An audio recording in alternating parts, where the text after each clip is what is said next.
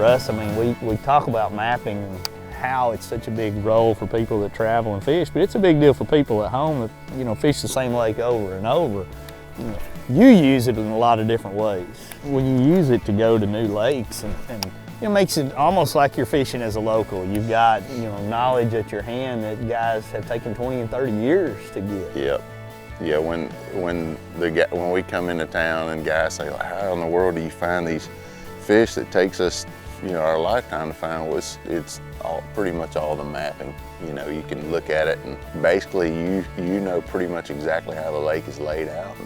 Now they've got quick draw.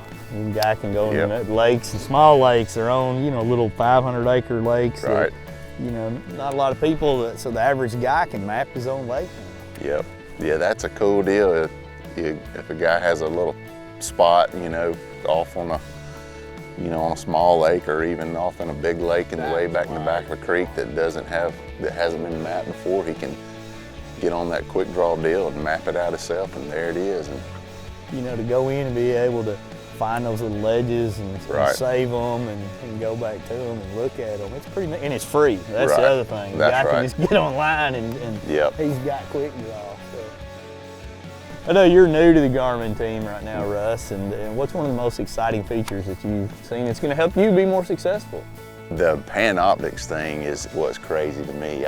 Not so much that I figured out how to catch a whole lot of fish with it, but it's the information that it gives me. I've realized that fish are really curious, and you'll be going down a bank and you can tell what kind of mood each fish is in. I've actually seen where I've had a couple fish come up and look at a bait, and you can actually see all of that go down on the PanOptix, and they not get it and make a color change, and then all of a sudden they start getting it. But without PanOptix, I would have never known that fish were coming up and looking at my bait and not taking it. Another cool thing that I seen a while back, I was on a place and I caught a fish, and as I was reeling that fish in, there was 4 or 5 other fish with it.